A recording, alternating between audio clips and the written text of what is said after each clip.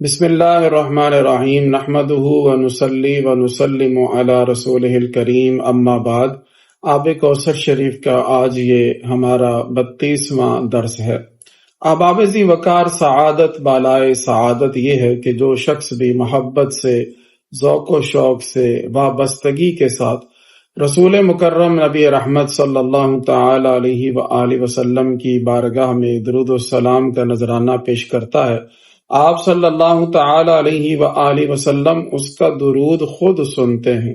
وہ کتنی پیاری بات شاعر نے کہی ہے کہ ہم یہاں سے پڑھیں وہ مدینے سنیں، ایسی اعلیٰ سماعت پہ لاکھوں سلام۔ ہمارے شیخ مکرم حضور فقیہ العصر رحمت اللہ تعالی علیہ نے اس مبارک کتاب میں پورا ایک باب ذکر فرمایا ہے جس کا عنوان ہے سرکار دو عالم نور مجسم صلی اللہ تعالی علیہ وآلہ وسلم خود درود پاک سنتے ہیں،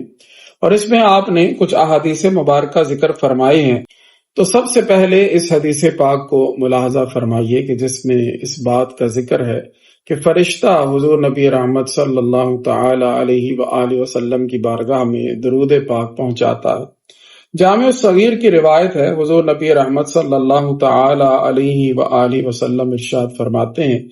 کہ بے شک اللہ تعالیٰ کا ایک فرشتہ ہے جس کو اللہ تعالیٰ نے سب لوگوں کی آواز سننے کی طاقت عطا فرمائی ہے، لہذا جب کوئی بندہ مجھ پر درود پاک پڑھتا ہے تو وہ فرشتہ درود پاک میرے دربار میں پہنچا دیتا۔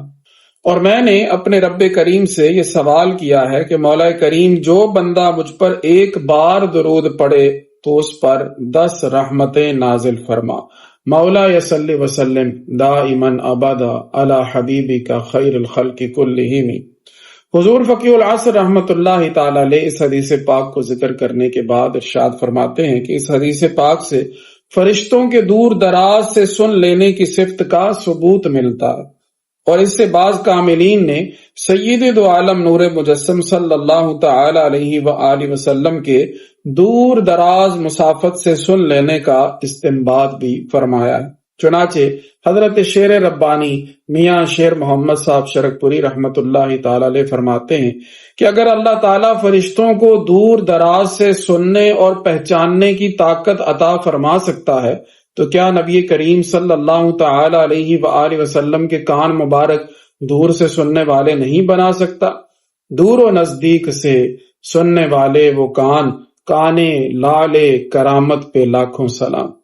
اب وہ احادیث مبارکہ ملاحظہ فرمائیے کہ جو اس بات پر شاہد عدل ہیں کہ رسول مکرم صلی اللہ تعالی علیہ وآلہ وسلم اہل محبت کا درود خود سماعت فرماتے ہیں۔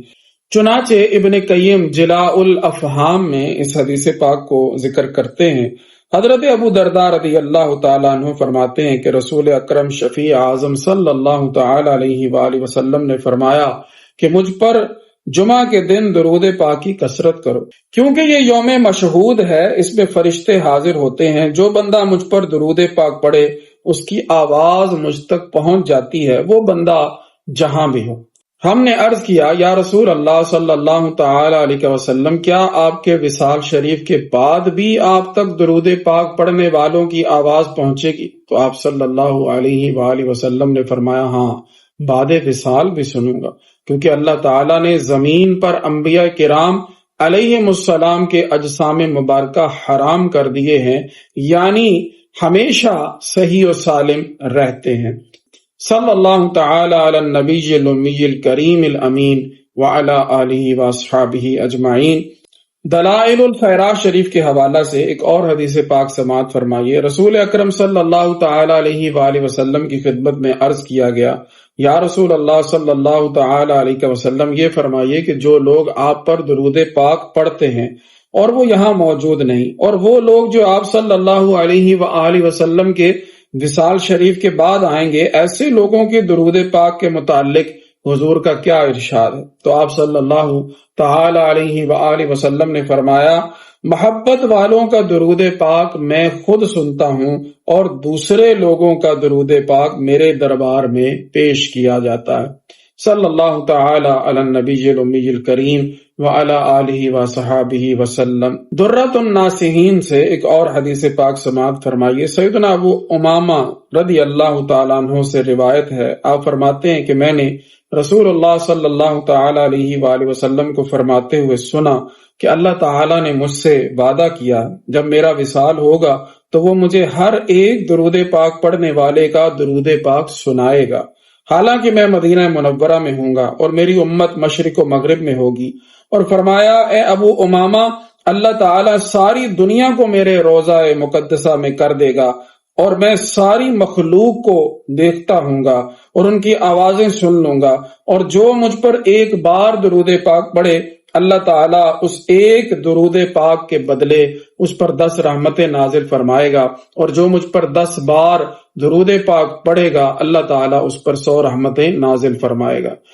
اللہم صلی وسلم وبارک علی الحبیب المختار والنبی الامی سید الابرار وعلی آلہ وصحابہ اولی الایدی والابصار۔